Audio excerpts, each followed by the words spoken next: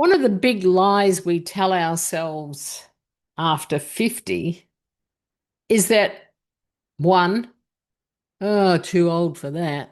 And two, I'm just not tech savvy enough to do that. And that's not been my experience with myself and with my clients.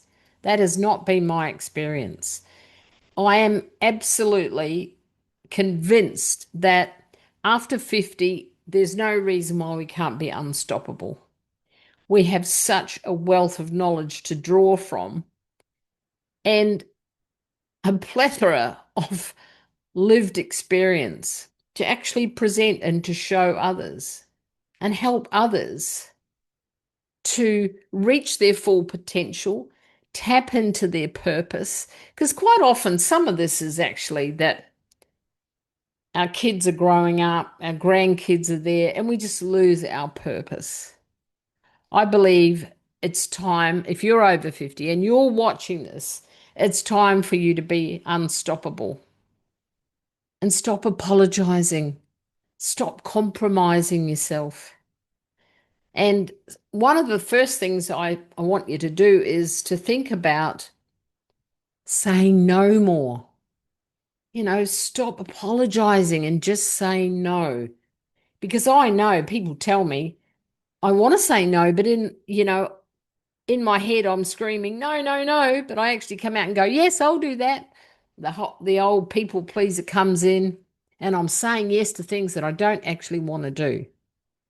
And sometimes we've got to practice the no, no, no, no. It's a boundary issue, but it's also a term over 50. We're not used to saying no. We mostly say yes. And we compromise ourselves. We capitulate. I love that word, capitulate, to others. But it's time for to stop all that. Start saying no more than you say yes. Create some clear boundaries. Don't apologize for who you are. Be celebrating who you're becoming. And there is, I don't know, this lie, if you like, that age diminishes us. I think that's just a load of rubbish. I think it's time to celebrate who we are. And I think our age actually redefines us and it has the capacity to bring us into our own. It's an opportunity for us to bring wisdom, resilience, strength, and deep intuition that younger people haven't had the time to accumulate. So let's kick off. If you're over 50, honestly, I believe you've never been more ready to start a business and to get in to being unstoppable. And think about the decades of experience that they're right there. They're backing you up. It's time for you to rise. And you've got to shift that internal narrative to I can, I will, I've got this cheer squad, and my confidence is full on. Because quite often I meet people where the outer confidence, it's almost a bravado, really. And the inner confidence it's quite shaky, a little bit tentative.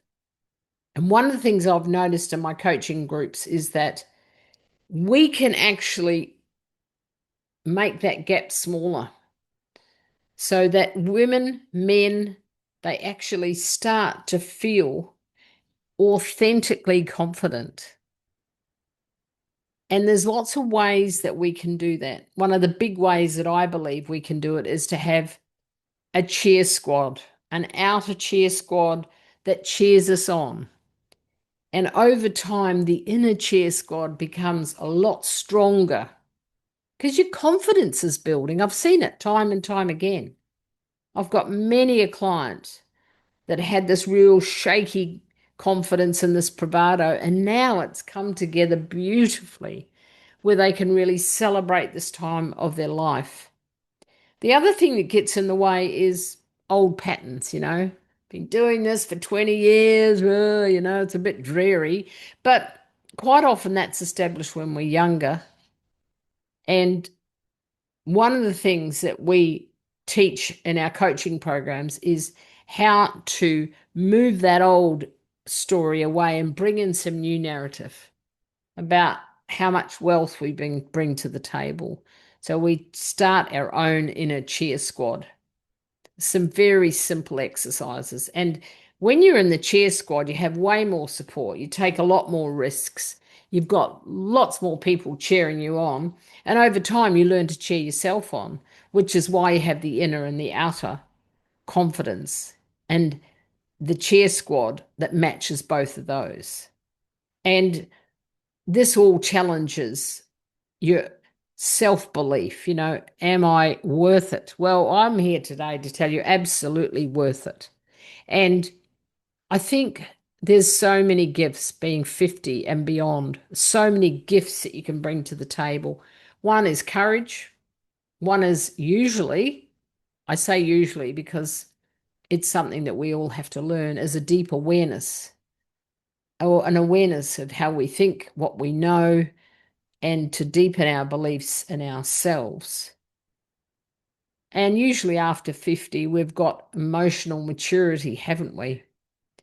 And we can recognize, if we've deepened this awareness, we can recognize that some of that old stuff, it's our conditioning, isn't it? If you imagine our conditioning with this big blanket over us, that's our conditioning. And over time, we've pulled it back, pulled it back, pulled it back. And we get to over 50, we're like, well, for goodness sake, I'm going to release all that, get rid of that weight of that old conditioning. And after a time, confidence doesn't feel like an effort. It feels like a relief. Oh, I'm so glad that I feel so confident about this. So if you say no more than you say yes, you're going to get a lot more power. You're going to have a lot more authority, a lot more authenticity. And saying no, I don't know, there's something in it that gives you a lot more confidence, because it really defines you and what you're willing to put up with or not. It's up to you. So practice the art of saying no, if you like. There's some good stuff out there about why you would say no, because what you say yes to can be absolutely pivotal in your success, particularly pertaining to business. And I think that it's quite seducing. There's lots of things that we're given, especially on social media. Try this, try that. We can say no and be more discerning with our yeses. Everything can change. And that's when you start to step into your power. Because a lot of the time when we're saying yes, yes, yes, all it does is it just, oh, I don't know, we're giving up on ourselves. And when we say no, we've got to watch that there's no guilt attached to that, because we've been so used to saying yes. And I think if you can say no, what you're saying is that my time actually matters, my needs matter. And that all equates to I actually matter, which is really important. It deepens your clarity of yourself. And you step into this real grounded confidence that makes you unshakable. And over 50, I think it's time to reinvent yourself with purpose. Find out what makes your heart sing. Just pause this video right now and write down 2 things, only 2, that make your heart sing. As I ask people this all the time, I think it's such a cool thing to ask. So, what makes your heart sing? Some people have absolutely no idea. They haven't given themselves the time or asked that question of themselves. And yet, it's so simple, but it can be so deep. It shows us what really matters. This is all part of reinventing yourself after 50. And if you're here today and you're wanting to start a new business for yourself, or you're already a startup, this is the place to be.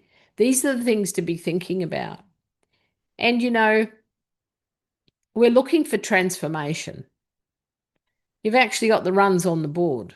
You just don't realize it. You've got heaps of experience all backing you up. So if you combine that with purpose, why am I doing this? Who am I serving? Gosh, once you get clarity about your purpose, where you're heading, the direction, I think that just comes in and then the momentum starts.